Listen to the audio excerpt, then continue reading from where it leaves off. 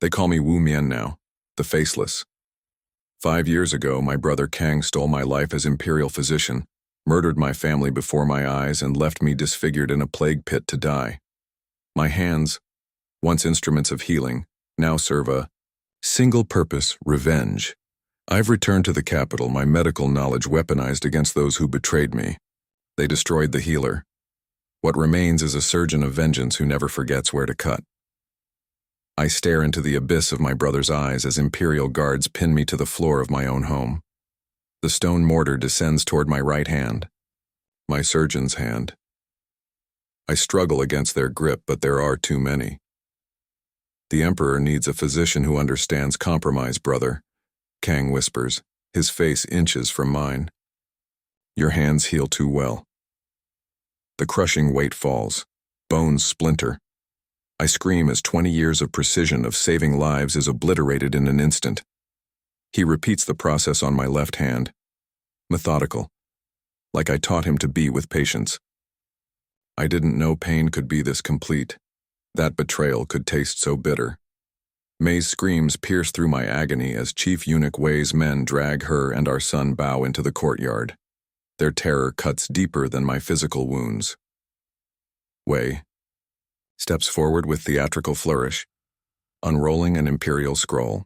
His thin lips curve into a smile I've seen too many times when I treated him in private, that mask of superiority hiding disease. Dr. Jian Li, you stand accused of attempting to poison the Emperor's favored concubine. The lie hangs in the air, absurd and monstrous. His family are accomplices, execute them. I watch helplessly as my wife catches my gaze one final time. Her eyes, those eyes that welcomed me home each night, now wide with terror and desperation. May! Bao! I scream their names as if mere sound could shield them. The executioners, blade falls. Their bodies crumple like discarded scrolls. Looking back, I should have seen the conspiracy forming, the whispers between Kang and Wei, the sudden questions about the Emperor's medicine, my brother's envy disguised as admiration. Cast him into the plague pits, Kang orders, wiping my blood from his hands. Let disease finish what we started. They drag me through the streets I once walked with honor, the imperial physician now a condemned traitor. My hands throbbing masses of useless flesh, my face beaten beyond recognition. The guards throw me atop bodies ravaged by plague. The stench of death fills my nostrils. This is to be my grave. Unmarked, dishonorable, forgotten. I lie there as night falls, rain mixing with tears on my ruined face. Each breath is agony, each heartbeat a betrayal of those who no longer breathe. In the darkness, a hand touches my shoulder. I flinch, expecting more pain. Doctor. The voice is weak, female. It's you, isn't it? You saved my village 3 summers ago.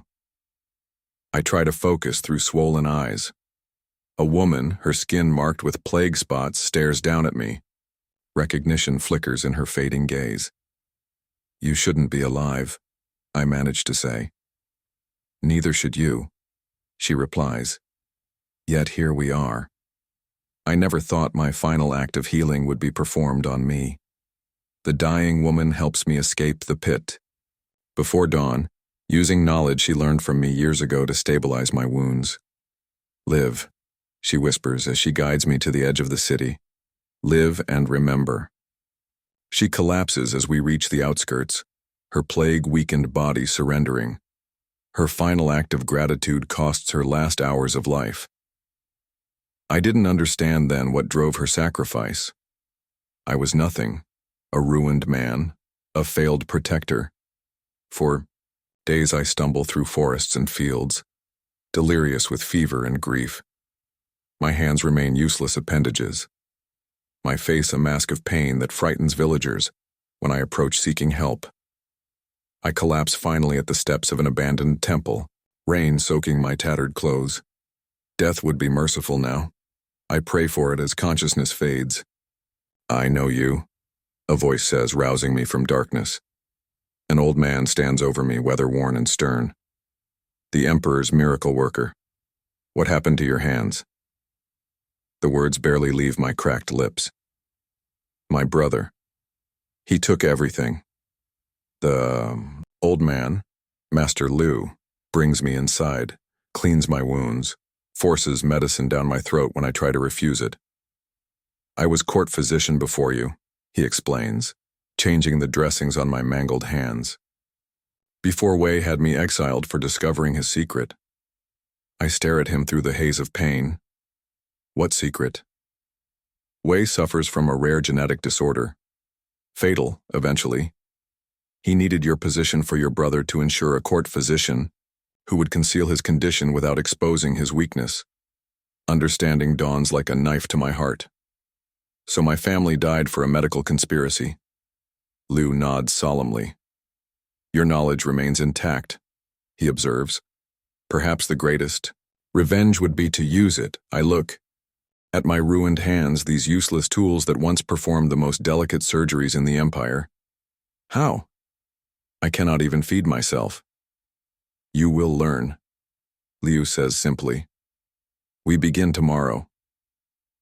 I didn't realize then I was starting a transformation, more painful than my physical wounds. That vengeance would require sacrificing the last shreds of the healer I once was. The months that follow are agony. Liu teaches me to use my damaged hands differently, not for the delicate work of surgery, but for precise strikes against the body's vulnerable points. Every lesson reopens wounds, both physical and emotional. The body has 5,000 pressure points, Liu explains as I fail again to execute a technique. You once knew them to heal, now learn them to destroy. I train with outcasts, Liu shelters, disgraced soldiers, exiled martial artists, anyone with knowledge deemed too dangerous by the emperor. They mock my weakness until they learn my story. Then they push me harder. I study poisons under Liu's guidance, focusing on compounds that mimic natural disease progression. Wei's condition becomes my obsession. I learn every aspect of its progression, how to accelerate symptoms, how to maximize suffering. You understand suffering intimately now, Liu tells me one night. That makes you dangerous. My rehabilitation is as much mental as physical. I abandon the physician's oath that guided my life. I forsake the compassion that once defined me. One night I burn my physician's robes in Liu's courtyard, watching the imperial insignia blacken and curl in the flames. Dr. Jianli is dead, I declare, holding up a fearsome mask Liu has helped me craft to hide my disfigurement. From now on, I am Wu Mian, the faceless. I catch my reflection in a water barrel. The man who stares back is no longer the respected healer, the devoted husband, the loving father. He is a vessel of cold, calculated rage. I remember my wife's eyes in that final moment, my son's terrified face. I make them a silent promise as I don the mask. I will return. I will dismantle everything my brother has stolen. And when he begs for mercy, he will learn I have none left to give. 5 years pass under Master Liu's brutal tutelage. Every day reshapes me further from healer to weapon. My hands, once precise instruments of healing, now deliver devastating blows to pressure points that paralyze, blind, or kill. Again, Liu demands as I strike the wooden dummy targeting nerve clusters. Faster, more precise. I comply, my damaged fingers finding their mark with increasing accuracy. The pain never leaves but becomes a companion rather than an enemy. I never imagined hatred could be so transformative, could rebuild a man from ashes. Wei's disease progresses, Liu informs me, reviewing intelligence from his network of spies. His tremors are more frequent. Kang prescribes treatments that merely mask symptoms. I smile behind my mask. Because he lacks understanding of the underlying pathology, he follows procedures without comprehension. Liu studies my stance. You're ready. What will you do first? Become invisible, I answer. The dead cast no shadows. I establish myself in the capital's underbelly as a mysterious apothecary. My shop sits at the crossroads of whispers and secrets. My mask and reputation for strange remedies keeps questions at bay. From this vantage, I observe my targets. Kang parades through the streets in my former robes, attended by servants I once knew. He's grown fat on stolen prestige. His incompetence as imperial physician is an open secret, covered by bribes and threats. Looking back, I find it fascinating how quickly a reputation built over decades can crumble in months. Wei appears increasingly frail in public, his disease visibly progressing despite Kang's treatments. His network of corruption has expanded, but there's desperation in his movements now. Death stalks him, and he knows it. I begin my work methodically. First, I identify Wei's key lieutenants, the pillars supporting his network of influence. Each requires a different approach. Each will fall differently. Commander Zhao, Wei's military enforcer, enjoys his wine. I ensure the vintage he receives carries a compound that induces paranoid delusions. Within weeks, he accuses his most loyal officers of conspiracy and executes 3 before being removed from command. Magistrate Lin, who oversees Wei's financial interests, develops a mysterious skin condition that leaves him housebound and unable to conduct business. The treatment I anonymously provide ensures the condition worsens with each application. I never anticipated how satisfying it would be to watch these dominoes fall, to see fear spread through Wei's network like a contagion I control. During the autumn festival, I witnessed something unexpected. A court dancer named Lei Min performs before the imperial entourage. Her movements captivate the crowd, including my brother, whose lecherous gaze follows her throughout. But I notice something others miss. Behind her graceful performance, calculation flickers in her eyes when she looks at Kang. Not desire, not admiration. Something colder. Intrigued, I follow her after the performance. She slips away from attendants, moving through shadow pathways with practiced ease. No ordinary dancer, this one. You watch Kang with hatred, not desire, I say, stepping from darkness to block her path. Why? She draws a concealed blade instantly. Remove yourself, stranger. We share an enemy, I persist, making no move toward her weapon. The imperial physician has much to answer for. Her eyes narrow. Who are you to know my purpose? Someone who lost everything to his ambition. After long moments, she lowers her blade fractionally.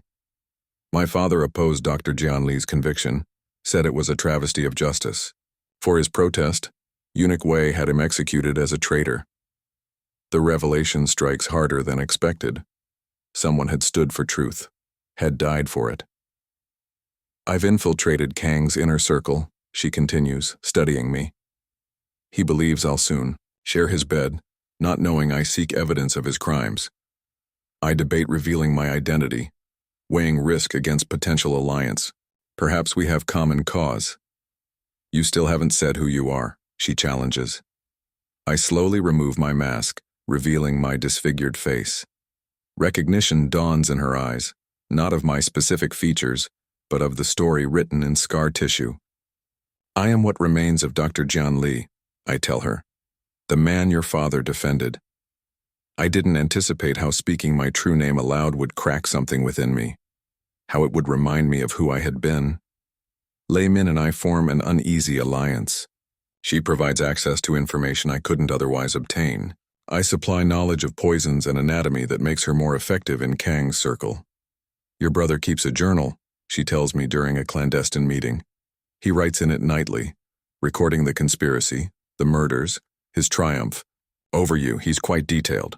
My pulse quickens. Physical evidence, can you access it? It's in his inner chambers, heavily guarded. Her implication hangs between us. You would go that far? I ask. Justice requires sacrifice, she answers simply. I've prepared for this possibility. I feel an unexpected twist of emotion, something beyond my familiar cold hatred, almost like jealousy. Be careful, I warn. Kang is more dangerous than he appears. Master Lu taught me patience above all else. That revenge served cold requires perfect timing. I continue my systematic destruction of Wei's network while Lei Min works to secure the journal. I concoct specialized poisons that mimic Wei's genetic disorder, accelerating symptoms whenever he receives treatment from Kang. Each compound is a masterpiece of medical perversion, turning healing to harm. I never dreamed my greatest achievements would be in causing suffering rather than alleviating it, how life transforms us against our own nature. Meanwhile, I ensure Kang's patients experience unexpected complications. Treatments that once established my reputation now fail catastrophically in his hands. The Emperor begins questioning his competence after several high-profile failures. "You're destroying him professionally before physically," Lei Min observes, watching me prepare compounds. "He stole my reputation," I explain. "He should experience its loss before his life ends." "Your brother lacks your skill," she notes. "Even with your techniques, he fails." "He always did. That's why he stole mine instead of developing his own." After weeks of careful planning, Lei Min confirms she can access the journal. One night in Kang's chambers while he sleeps. The risk is enormous. "I don't ask this lightly," I tell her. "You didn't ask at all," she replies. "This is my choice." The night she attempts the theft, I wait nearby, prepared to intervene if necessary. Hours pass. My concern grows with each moment. Just before dawn, she appears, clutching a bound book to her chest. Her face is unreadable, but her knuckles are white around the journal. "Did he wake?" I ask. "No." She hands me the journal, our fingers brushing. But this was the last time. I cannot return to his chambers after this. I scan the pages, confirming our suspicions. Kang's detailed account of the conspiracy, written with appalling pride. The evidence we need. "We have him," I say quietly. "What's our next move?" she asks. I close the journal. "Way first, he's already weakened. We dismantle the foundation before toppling the structure." I look at Lei Min, this unexpected ally in my vengeance. For the first time in 5 years, I feel something beyond hatred, a connection to another human being. It's almost painful in its unfamiliarity. "Tomorrow," I tell her, "we begin Wei's final suffering." That night, I finalize my plan to confront Wei. His disease progresses rapidly now, accelerated by my specialized compounds. The palace whispers about his declining health, his tremors visible even beneath voluminous robes. Wei's private chambers are heavily guarded, Lei Min warns, her eyes scanning Kang's journal. 2 rotations of Imperial guards, plus his personal servants. I nod, mixing a specialized toxin. Guards follow patterns, servants can be bribed. And if neither option works, then I still have this. I hold up a vial of clear liquid. A master key that opens all doors. I never imagined vengeance would feel like a chess match. Each move calculated, patient, precise. That evening I approached the palace disguised as a merchant delivering medicinal herbs for Wei's treatment. The guards check my credentials, finding everything in order. Lei Min's forgeries are flawless. Inside, I bribe a kitchen servant to add my special compound to Wei's evening tea. Then I hide in the shadows of his private garden, waiting. The moon rises, full and judgmental. Hours pass before Wei emerges, dismissing his attendants. He shuffles slowly to the ornamental pond, his movements stiff with pain. "My poison has begun its work.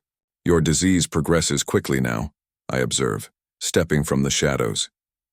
"Perhaps because I've been enhancing your treatments with my own additions." Wei spins around, nearly losing his balance.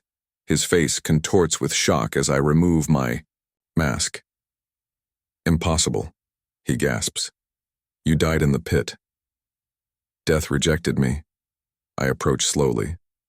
It knew I had unfinished business. 5 years ago, this man orchestrated my family's execution.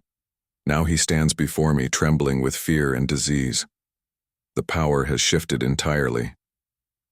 "How did you survive?" he demands, backing toward his chambers. "What do you want?" "I survived, because you underestimated what hatred can sustain," I explain calmly. "As for what I want you to understand total loss before you die."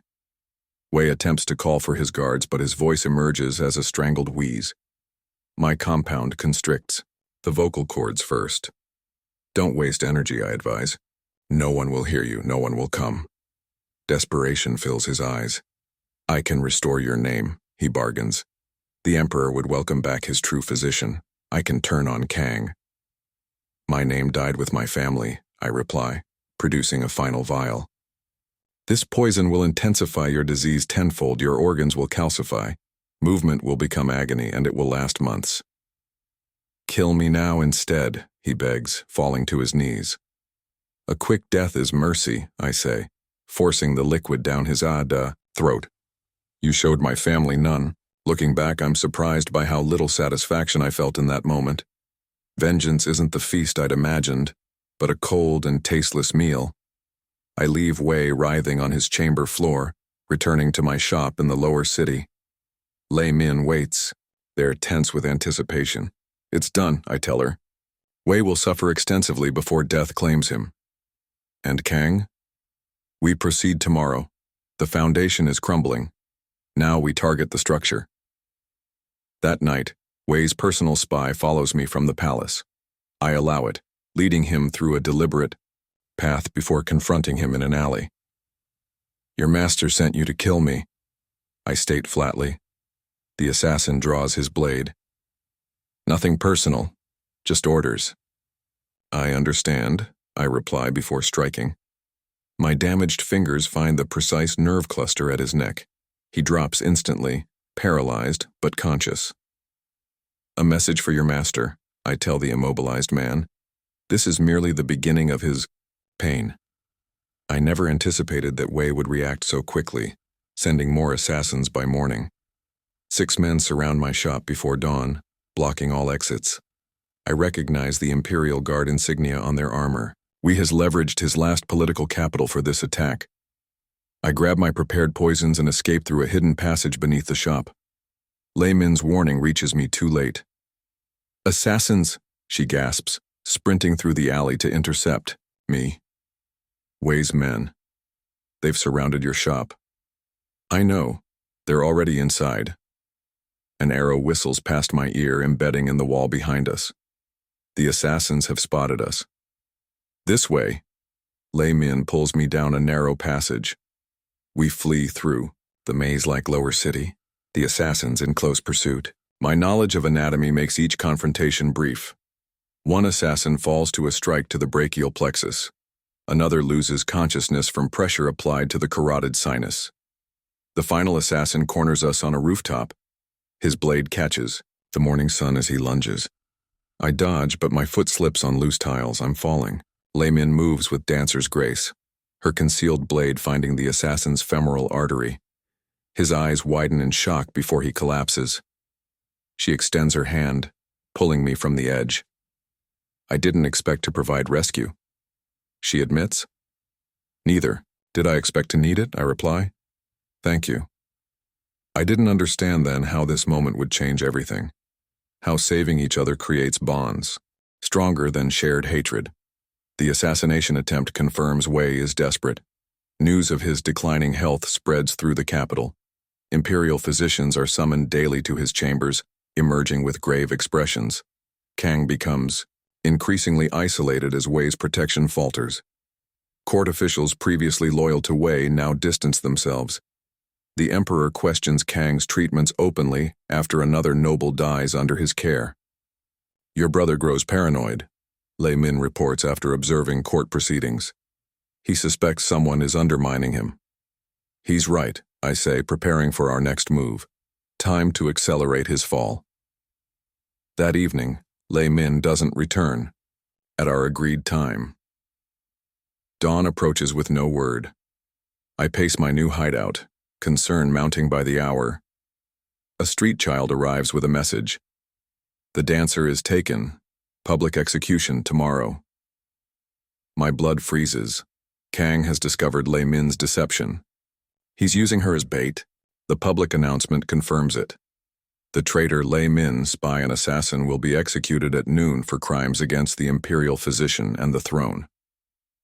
I didn't realize vengeance could be complicated by attachment, that I could feel fear again after years of nothing but hatred. I prepare methodically, selecting specialized poisons and weapons. This confrontation cannot wait for perfect circumstances. Lei Min's life hangs in the balance. Come face me, assassin. Kang announces publicly through Imperial heralds. Or, watch your accomplice die at tomorrow's execution. I infiltrate Kang's heavily guarded compound that night. My knowledge of palace architecture serves me well. I disable guards silently, striking pressure points that leave them paralyzed but conscious. Witnesses to what follows. In the central chamber, Kang holds a blade to Lei Min's throat. Guards stand at attention around them. Lei Min's face shows defiance despite her bindings. Show yourself, Kang demands to the shadows. I step forward slowly, my mask in place. Release her. Your quarrel is with me. Who dares threaten the Imperial physician? Kang snarls, pressing the blade tighter against Lei Min's throat. I remove my mask. Kang's face transforms as recognition dawns. The blade in his hand trembles. You've haunted my dreams for years, he whispers. I kept hoping you were truly dead. Your hope was misplaced, I reply calmly, as was your ambition. I never imagined my brother could look so small, so ordinary in his fear. Desperate, Kang tries his final gambit. Kill her yourself, proposes, and I'll confess everything to the Emperor. Your name will be restored. Or spare her and we all die here, the truth buried forever. Lei Min meets my gaze steadily. Your family deserves justice. My life is a small price. I step forward with a poisoned needle, appearing to consider the offer. Kang's eyes flicker with hope. He believes he understands me still. This remnant of the brother he betrayed. He's wrong. In a motion too swift to follow, I strike not at Lei Min but at Kang, targeting the precise nerve cluster at his neck. His body goes rigid, the blade falling from suddenly limp fingers. He collapses to the floor, eyes wide with terror. A physician must first understand healing before mastering destruction, I explain, kneeling beside his paralyzed form. I've severed connection between your brain and body. You're completely immobilized, but sensation remains intact. You will feel everything I do. I retrieve the fallen blade, using it to cut Lei Min's bonds. She rubs her wrists, staring at my brother's frozen form. Guards, leave us, I command. To my surprise, they obey, backing from the room. They've seen enough to fear me. I never imagined power could feel so cold, so complete.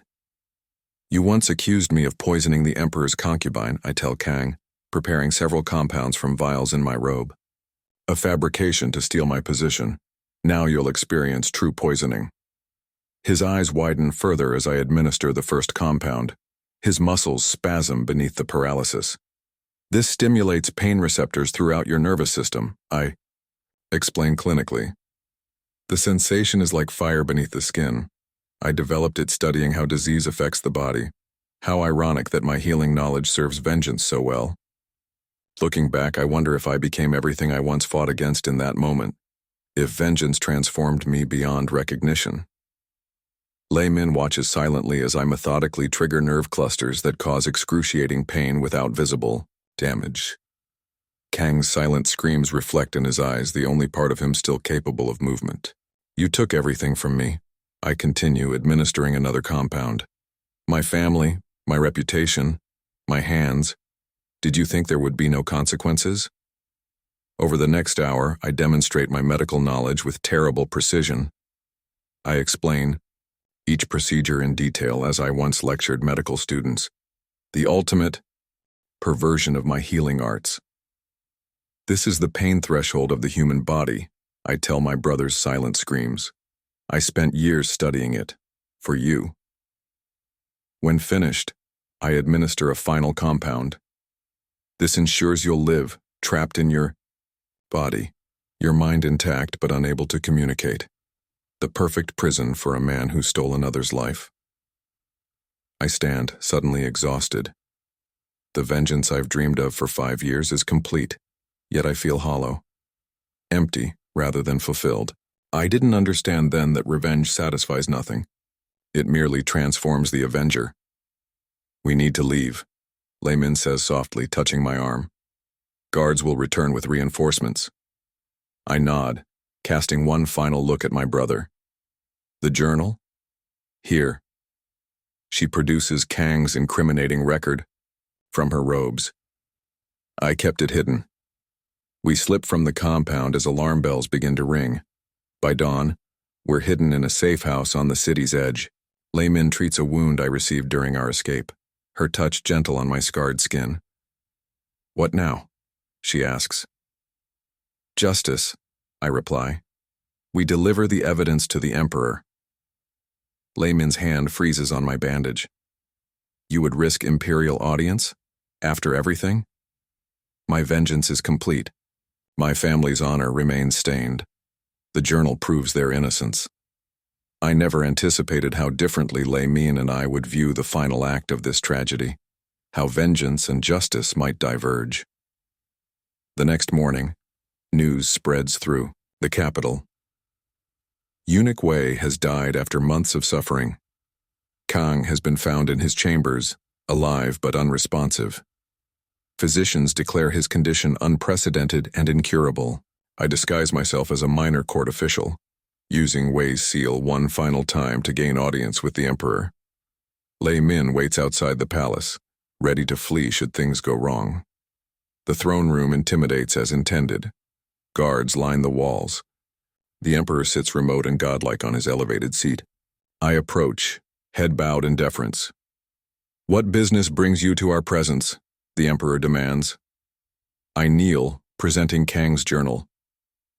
Evidence of conspiracy and murder, Your Majesty. The true account of Dr. Jian Li's false conviction and the deaths of his family. The Emperor's eyes narrow. He gestures to an advisor who retrieves the journal. For long moments, the only sound is pages turning. These accusations are serious, the Emperor finally says. If true, a grave injustice has occurred. If false, you forfeit your life for slander. Every word is authenticated by Kang's own hand. Your Majesty. I keep my head lowered, my voice steady. The advisor whispers to the Emperor, who nods gravely. We will investigate these claims thoroughly. Remain available for questioning. I bow lower. There is one more thing, Your Majesty. Speak. I straighten slowly, removing my disguise. Gasps echo through the throne room as my scarred face is revealed. Dr. Jian Li did not die in the plague, Pitts has reported. I stand before you, the victim of this conspiracy, to reclaim my family's honor. I didn't anticipate the Emperor's reaction. The shock, the recognition, the hint of guilt in imperial eyes. Guards move to seize me, but the Emperor raises a hand, stopping them. Is it truly you, Dr. Li? The man who saved our own son from fever, years ago? It is, Your Majesty, though much changed.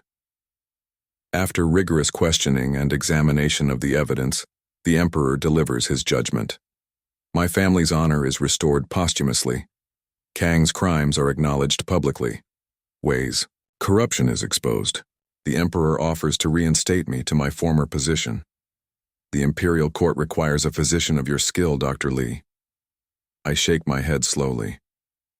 Jian Li died in that plague pit. What remains cannot heal. The Emperor studies my ruined face, my damaged hands. What will you do now? Leave the capital, start anew elsewhere. I didn't realize then that starting anew might actually be possible, that life could continue after vengeance. Later, I meet Lei Min at our arranged location, outside the city walls. Relief fills her eyes when she sees me. The Emperor believed you? Justice is done. My family's name is cleared. We walk in silence along the road leading away from the capital. Two broken people bound by circumstance and choice. Where will you go? She asks finally. I don't know. Away from here. Away from what I've become. Lei Min hesitates, then says, There are villages to the south that need physicians. People who wouldn't know your face or name. I'm no longer a healer, I reply, looking at my damaged hands. Perhaps not with these. She touches my hands gently. But with this? Her finger taps my temple. Your knowledge remains. It could serve life again instead of death. I consider her words as we walk further from my past, from the vengeance that consumed 5 years of my life. As we prepare to part ways at a crossroads, I give Lei Min a small vial. "What is this?" she asks. "The antidote for what I gave Kang. He lives, paralyzed, aware, imprisoned in his own body. The decision to end his suffering is yours." Lei Min stares at the vial, then at me, understanding the terrible power of choice I've placed in her hands. "Some justice requires clean hands," I tell her, turning away. "Mine will never be clean again." I walk away from Lei Min at the crossroads, unsure if our paths will cross again. The antidote I've given her weighs more heavily in her hands than the small vial suggests. It's not just my brother's fate I've entrusted to her, but perhaps a piece of my own redemption. The road stretches before me, dusty and indifferent to my story. Villages appear and recede as I travel south. My mask remains in place, hiding the ruined face that would raise too many questions. I find myself in a small settlement ravaged by seasonal fever. Bodies wrapped in cloth line the main street. Survivors move like ghosts among their dead. I didn't plan to stop here, to involve myself in others' suffering again. An elderly woman notices me observing from the village edge. "Another tax collector? There's nothing left to take." "I'm not here for taxes," I reply. "I have medical knowledge." Her laugh is bitter. "Our physician died first. The imperial officials sent no replacements." I hesitate, then remove my pack. "Show me to the sick." The makeshift infirmary overflows with the afflicted. The fever pattern is familiar. I've treated it before, in my previous life. My damaged hands fumble with basic examinations, but my mind remains sharp. "Bring me these herbs," I instruct the village headman, listing plants that grow locally, "and boil water. Lots of it." Looking back, I realize this moment was the first time in 5 years I'd thought about something beyond vengeance. Beyond my own pain. For 3 days I work without rest. My hands protest every movement, but I adapt. Where precise manipulation fails, I teach others to perform tasks under my guidance. Slowly, patients stabilize. The death count stops climbing. The villagers regard me with cautious hope. "Who are you?" the headman asks on the 4th night as we share a simple meal. "No one important," I answer. "Just someone who knows about disease." "Your hands," he gestures to my mangled fingers. "Were you tortured?" I consider lying, then simply nod. "By my brother." The headman says nothing more, but the next morning, a young apprentice is assigned to assist me, a boy whose steady hands compensate for my limitations. I stay 2 weeks until the last patient recovers. The villagers offer payment, I refuse. When I prepare to leave, the boy who assisted me stands at the village boundary. "Take me with you," he pleads. "Teach me medicine." I stare at him, surprised by the request. "Why would you want to learn from me?" "Because you saved us when no one else would." I didn't expect to find purpose after vengeance, to discover that knowledge used for harm could return to healing. "Very well," I tell him, "but the path will not be easy." We travel from village to village. Word spreads of a masked physician who treats the forgotten, who asks no payment except that knowledge be shared. My apprentice grows skilled under my tutelage. 6 months pass this way, then a year. My nightmares recede gradually. The faces of my wife and son visit less often, their expressions no longer accusatory. In a river town preparing for festival, I encounter familiar grace in a tea house. Lei Min sits alone, watching patrons through lowered eyes. She looks up as if sensing my presence. Neither of us speaks as I join her table. The silence stretches, comfortable rather than tense. "You look well," she finally says. "As do you." I heard stories of a masked physician traveling the southern provinces, healing rather than harming. I shrug slightly. "And you? What path did you choose?" Lei Min studies me before answering. I return the vial to the palace, unopened. The revelation strikes me with unexpected force. You left him in his prison? It wasn't my decision to make, she replies, nor, I think, was it truly yours. I never anticipated how her choice would affect me, how it would force me to confront my own. They keep him in a special chamber, Layman continues. Physicians study his condition, seeking cures. He's become a living medical curiosity. A fitting end for someone who stole another's medical legacy, I observe. Layman's hand touches mine briefly. Will you return to the capital? No. My answer comes without hesitation. That life is finished. We speak no more of the past. Instead, she tells me of her new dance school, how she teaches children from all backgrounds, how movement heals in ways medicine cannot. I tell her of my apprentice, the villages we've helped, the knowledge I'm recording for those who will come after. Join me for the festival tonight, she suggests when we part. Your apprentice too. I hesitate, then nod. Perhaps it's time to celebrate, something beyond survival. That evening, lanterns illuminate the riverside. My apprentice disappears into the crowd of young people. Laymin and I walk slowly along the water's edge. Your face, she says suddenly. Would you show me? Without the mask? I stiffen. It's not something anyone should have to see. I'm not anyone, she counters. And you're not just your scars. I didn't expect vulnerability to be harder than vengeance, to require more courage than confronting my enemies. Slowly, I untie the mask, revealing the ruin beneath. Laymin studies me without flinching, her hand rising to trace a particularly deep scar along my jaw. There you are, she says simply.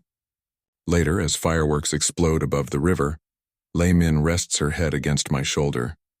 The contact is foreign, alarming, then strangely comforting. What happens now? I ask. Now? Her smile carries a hint of mischief. Now we decide what comes after vengeance. After justice. Perhaps something neither of us imagined. I consider her words as colors bloom and fade in the night sky. For 5 years, hatred sustained me, gave me purpose. Without it, I've been adrift, healing others while remaining broken myself. I don't know if I can be who I was before, I admit. No one is asking you to be, she replies, just to be who you might become. I didn't realize until that moment that living might be the hardest revenge of all, that continuing after everything was its own form of defiance. A messenger finds us the next morning as we share breakfast. He bears an imperial seal and scroll. Dr. Wu Mian, he addresses me formally, using my adopted name. The Emperor requests your presence in the capital. A new illness spreads through the court. None can diagnose it. Laymin watches me carefully as I read the detailed symptoms. Will you go? I consider the request, turning the scroll in my damaged hands. The physician they seek died years ago. Perhaps, she agrees. Or perhaps he's simply been practicing a different kind of medicine. The imperial summons sits heavy in my hands. My apprentice watches with curious eyes, too young to understand the weight of my decision. Will you return to the capital, Master Wu? He asks. I fold the scroll carefully.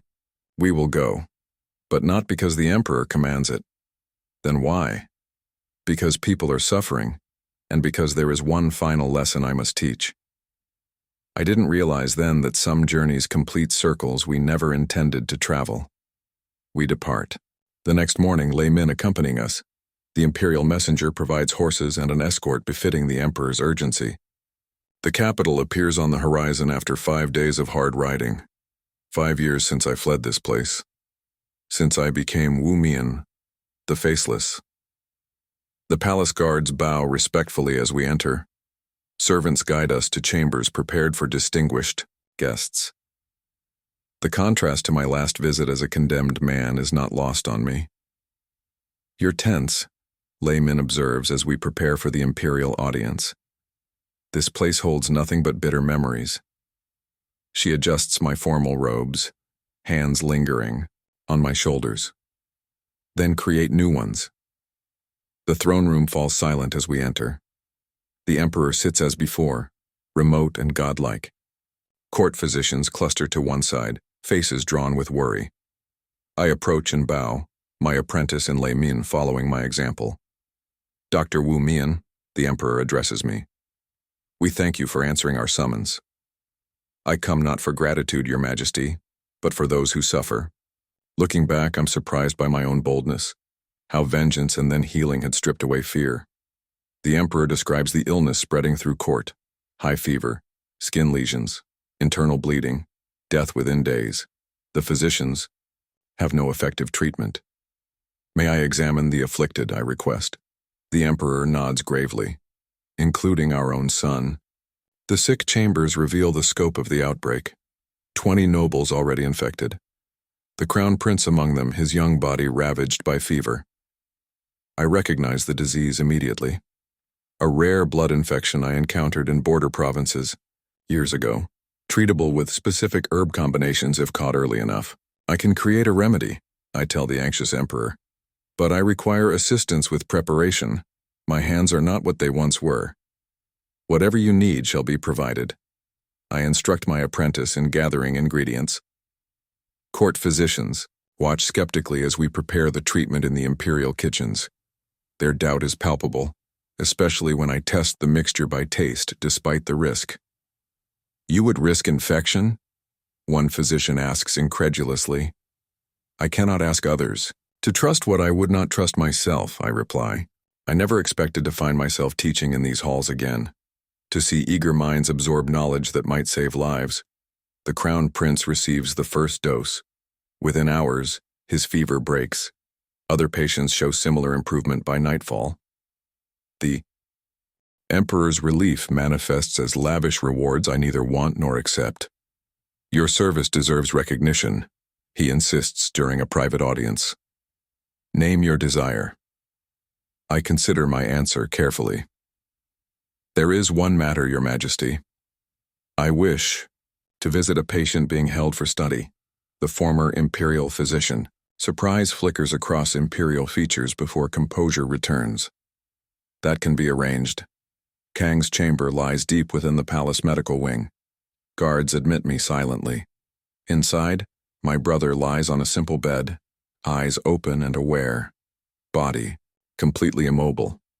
5 physicians record observations at a respectful distance. Leave us, I command. Surprisingly, they obey without question. I stand beside the bed, removing my mask. Kang's eyes widen with recognition, the only movement his paralyzed body allows. Hello, brother, I say quietly. It's been some time. I didn't anticipate how empty this moment would feel, how vengeance cools to ash once achieved. The physicians study you like an interesting specimen, I observe, circling his bed. The perfect irony. You who craved medical prestige are now merely a case study. I place a small vial on the table beside him. This contains the antidote to your condition. 1 drop would begin restoration of nerve function. A full dose would eventually return mobility. His eyes follow the vial desperately. I won't administer it, I continue. Nor will I destroy it. It will remain here, visible but forever beyond your reach. A fitting punishment for one who took what was beyond his grasp. I lean closer, ensuring he can see my scarred face clearly. You stole my life, brother. In return, I leave you with the cruelest gift of all: hope. I replace my mask and exit without looking back. Lei Min waits in the corridor, her expression questioning. Is it done? Yes, I reply. The final treatment is administered. I never imagined closure would feel like setting down an unbearable weight, like finally exhaling after years of held breath. The emperor hosts a banquet celebrating the epidemic's containment. Court nobles who once whispered of my disgrace now bow respectfully as I pass. The imperial heir himself serves me wine, an honor beyond measure. Will you stay? The emperor asks during the festivities. Resume your position as imperial physician? The court has missed your wisdom. I glance at Lei Min, then my apprentice, before answering. No, your majesty, my path lies elsewhere now. Where will you go? There are many who need healing beyond these palace walls. The emperor nods thoughtfully. Then take this. He presents a jade seal. It marks you as imperial physician to the provinces. Use it to open doors that would otherwise remain closed. I accept with proper gratitude, though the irony is clear. 5 years ago I lost everything, including my identity. Now the emperor himself restores a position I no longer desire. We depart the capital the following morning. My apprentice chatters excitedly about the adventure. Lei Min rides beside me, her presence a quiet comfort. Did you find what you needed? She asks as the city recedes behind us. I found it wasn't needed after all, I reply. I didn't understand then how healing others had gradually healed something in me, how vengeance satisfied nothing, while mercy offered everything. At a familiar crossroads, I stop. This is where Lei Min and I parted before, where I gave her Kang's antidote and walked away. Last time we stood here, you chose to leave his fate undecided, I say. It was the wiser choice. And now? Now I've left him the antidote he'll never reach, an eternal question rather than a final answer. Lei Min considers this. Is that mercy or cruelty? Perhaps both. Perhaps neither. I turn to face her fully. What matters is what comes next. And what does come next, physician? I remove my mask, feeling sunlight on my scarred face without shame. Something neither of us imagined when revenge drew us together. As we continue our journey, villages await with their suffering and hope. My apprentice will grow into his potential. Lei Min's grace will transform spaces beyond the imperial court, and I will continue the hardest revenge of all, living well, despite everything taken from me. The small vial sits on Kang's bedside table, eternally visible, permanently unreachable, a monument to choices made and unmade, to the fine line between justice and vengeance that I, Wu Mian, once called the Faceless, will spend a lifetime learning to walk.